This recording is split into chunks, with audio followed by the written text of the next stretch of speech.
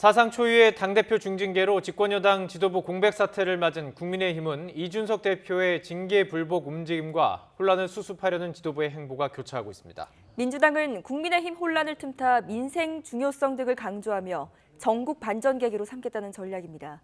취재기자 연결해 보겠습니다. 권민석 기자. 네, 정치부입니다. 중징계를 받은 이준석 대표, 직간접적으로 이번 윤리위 결정에 대해서 심경을 밝히고 있는 거죠?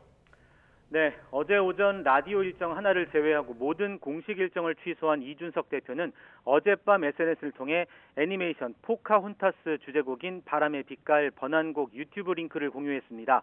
이를 올린 배경 설명은 따로 안 했는데 노래에는 자기와 다른 모습을 가졌다고 무시하지 마라, 얼마나 크게 될지 나무를 베면 알 수 없다는 등 이 대표의 현재 상황을 상징하는 가사가 담겨 있습니다.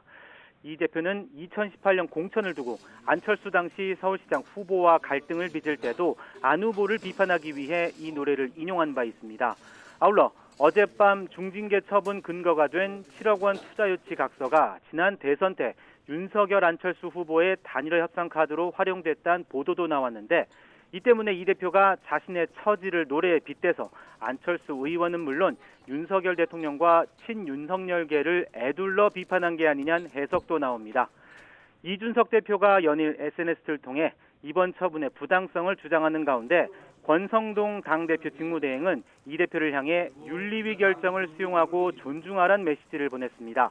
권 직무대행은 어젯밤 한 방송에 출연해 경제가 어려운 만큼 출범한 지 2달 된 윤석열 정부와 단합에 성공할 수 있도록 당이 역량을 하나로 모아야 한다고 말했습니다. 또 윤리위는 나라로 따지면 사법부 역할을 하는 곳이라면서 결정을 돌이킬 수 없기 때문에 수용해야 한다고 설명했습니다. 당 상황을 빠르게 수습해 난국을 타개하겠다고 밝힌 만큼 권 직무대행은 오는 월요일 오후에 중진회의와 의원총회를 잇따라 열어 사태 해결 방안을 논의할 계획입니다. 네, 더불어민주당도 월요일에 의원총회를 열기로 했다고요? 네, 민주당도 오는 11일 오후 2시에 국회 본청에서 의원총회를 엽니다. 윤석열 정부의 민생 외면과 권력 사유와 규탄을 안건으로 잡았는데요. 서해 공무원 피격 사건과 국가정보원의 전직 원장 고발 사태 등 사정정국이 본격화한 데 대한 정면 대응 성격입니다. 민주당은 이 자리에서 윤석열 정부가 경제위기 상황에도 심각한 민생 현안보다 전 정부를 겨냥한 정치 보복과 종북몰이에만 몰두한다는 비판을 쏟아내며 대정부 공세의 강도를 끌어올릴 방침입니다.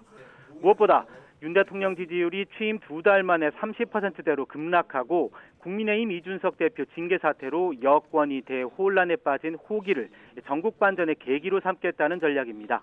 이런 가운데 전당대회 출마가 유력한 이재명 의원은 내일 민주당 심장인 광주를 방문합니다. 5.18 기념공원에 있는 무각사 산책 코스를 광주 시민들과 함께 걸을 예정인데 8.28 전당대회 당대표 선거 출마를 위한 호남 민심 보듬기로 해석됩니다. 지금까지 정치부에서 YTN 권민석입니다.